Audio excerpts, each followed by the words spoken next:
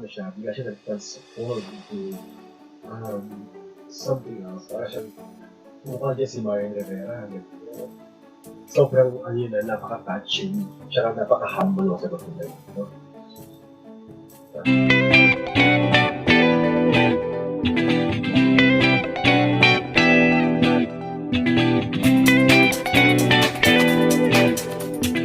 Hello, and welcome to I React at Oliver Gatons TV today. Maraming salamat po sa manonood ng first videos ko at second videos with regards to this is Delavin's Miss Universe Philippines journey. Yeah, of course. Yeah. So today, we're gonna be reacting some more on her videos. Alam ko yung mga iba dyan nag-aabang na ng aking reactions, right? So mag-react pa tayo today. So, yep, let's see. Let's keep talking. Now let's talk about the Miss Philippines journey. So nung araw na nag-decision kang I'm going to fill out the application form 11:59 in the evening, what was going on in your mind? I know the gravity of this situation. If you get this Miss Universe title, it's also a huge responsibility. And syempre joining is also taxing for your strength. So I told my mom, I have to do this. But it's my unit. I think you were being recruited for Miss World Philippines. Yes. You said no to that, huh? Yes, Tito Boy, because of the COVID pandemic. Okay. So that time I wasn't yet vaccinated. So I thought it was too dangerous. All right. But in another time, I would have joined. Oh. But then I realized it was better because I was really happy with Miss Universe Philippines. Oh. You know, because Tito Boy, I've always been a fan of how the Miss Universe organization has functioned. And so that's why I decided that Miss Universe is the pattern. So when decision ka, of course, mom and dad were there, and they said, My mom and dad, they're always my biggest fans. They have such huge trust in whatever I decide. okay. So my mom and dad said that if you don't want to, it's okay. If you want to, it's okay. But mas malakas yung it's okay. We are now in the middle of the journey. How has it been so far? Let's start with a headshot challenge. That was shot, clip, and then done. You know by who? Miss Tita Lala Flores, my makeup artist. Sila rin ang kumuha. Opo. Okay. That was from a shoot from before because I really like my long hair there, and so Tita Lala was like, I have an HD copy of that, and she sent it to me immediately. She was in the middle of a shoot, but she paused everything and sent the photo. As this was, Mukha niya si Marian Rivera. Beauty pageants. okay. I was in Masbate, but then for the swimsuit challenge, I wanted to go to Manila so that I will be able to have some support also and input from my camp aces and queens. Aces and queens, right. So I went to Manila po, yun po yung sumakay ako sa Roro. Grabe na niya dito.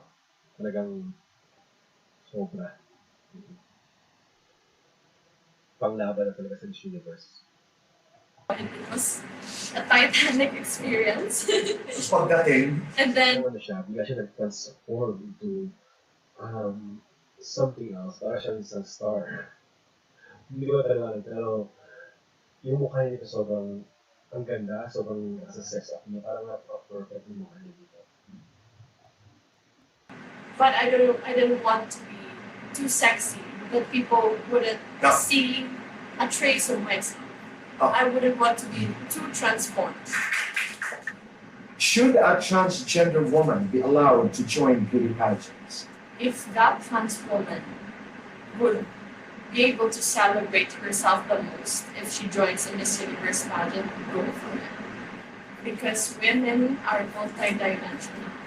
And if you're a trans woman and you want to win Miss Universe, put your heart into it. You will make a change. Parang ang dami na tuloy ng tao dito. Tatapos lang ang audience natin. Perfect imperfection. When you hear this, what comes to mind? My vulnerability. Because people consider this my biggest weakness, that I'm very vulnerable, very sensitive. But it's my biggest strength. This imperfection, I am able to understand people. That when people cry, when I see someone cry, I cry too. Because I know how it feels to be that sad. That's my strength. Would you rather be influential or powerful? I think I would rather be influential. Because when you speak to someone and you are influential, you are able to make this person rise up. Most especially now in this COVID pandemic. If there is an anti-vaxxer, there is so much power if you're influential. Because this person will be able to be swayed into the right direction if you know how to say the right words. This is my controversial. Okay, based on those answers, I would really say na talagang she's really ready. I mean, she's just nailing all the questions here, and she's just answering it perfectly, flawless, talagang sobrang galing. Okay? Ako feeling ko mananalo siya. Yung natin yung mga answers niya. I mean, it's a very, very strong point. Relevant. Sobrang relevant yung mga answers niya. Talagang on point. Kaya cases ago, when is it okay not to be okay? And when is it not okay to be not okay? It's okay to be not okay when you need time to heal.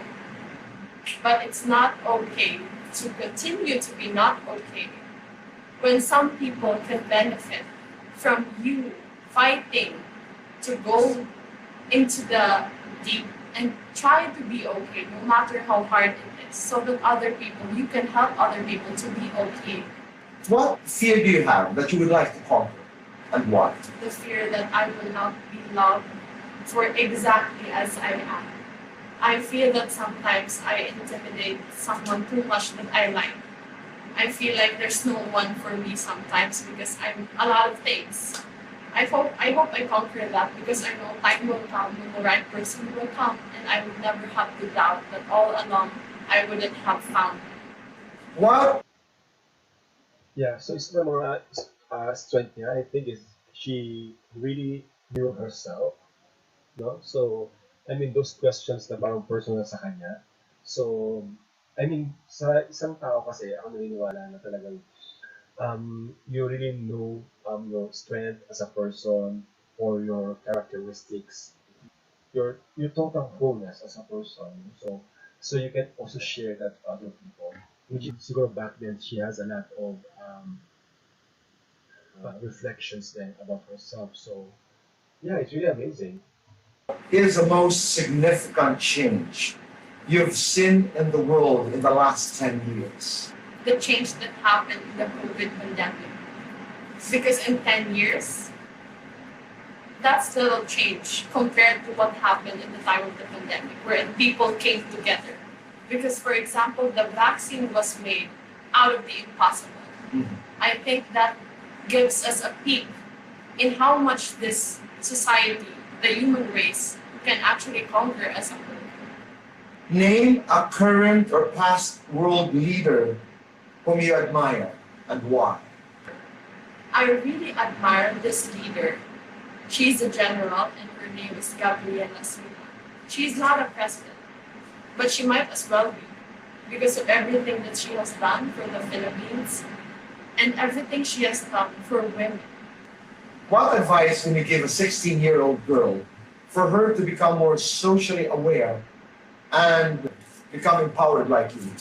Being socially aware comes with first being self-aware. Because being That's what I'm saying, right? She's sorry. Kaya naman ako nabigla doon kasi lang na ano, sa sagot niya. So sabi ko nga, self-aware. So talagang aware na ako sa sarili niya. So, oh my God, it's amazing, right? So tama ako kanina. self-aware, you will be able to know your strengths and weaknesses. And once you know that, the other outer things is easier to manage. I like this. O di ba, sabi ko lang, strength and weaknesses. So, you have to be self-aware. So, talaga ako naniniwala ako from the previous questions, how she answered the questions, na, she's really like, aware of her whole self as a person, personally. It's very, very important. So, see, tama ako. Yeah.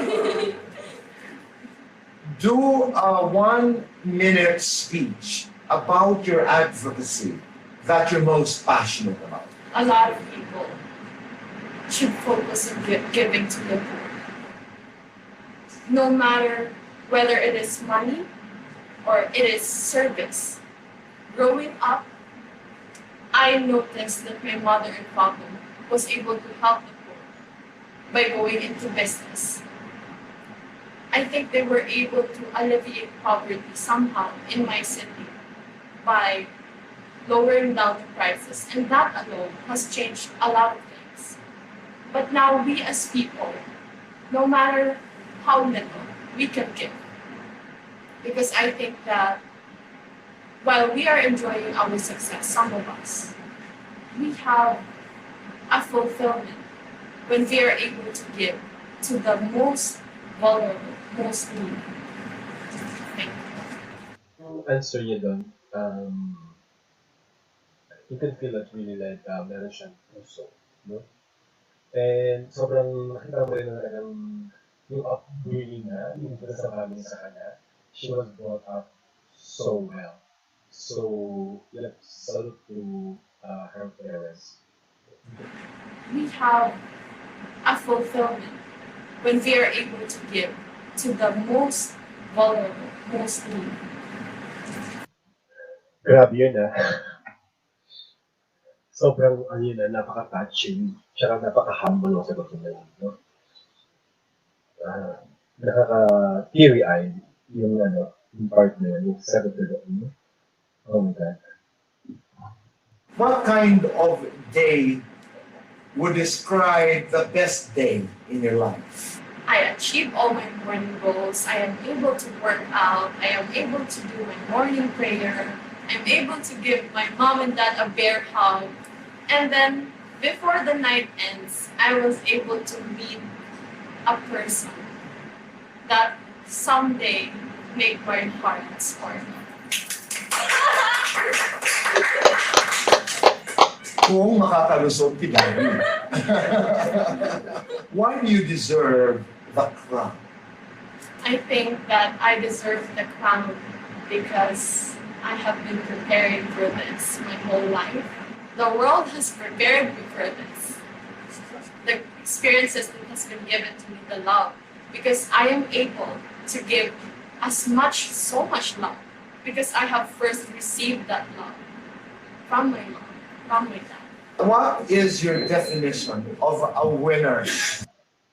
Sabi nga, if you want something, you have to really accept it already, and talagang i-claim mo na yan na sa'yo yan.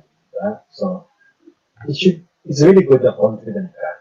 So, kung ano yung sa buhat o yung homo, you really have to be confident that you're gonna become, you're gonna land in your hands, okay? No doubt. That is how fighting spirit. Fighting spirit na. What is your definition of a winner? A winner for me is not just during the game, but every moment before that, from backstage to backstage, without contest or with contest. That's the measure. What are your thoughts about romantic relationships, which began and developed on social media during the pandemic? I think it's very much possible to find love on social media. Love knows no bounds, really. But I think there's so much more challenge nowadays with regards to social media. So I think that if your love is sincere and pure, once you have established that connection in social media, you will solidify this by going to meet that person you love. Women make up 49% of the global workforce. What do you believe is the most important issue facing women in the workplace today?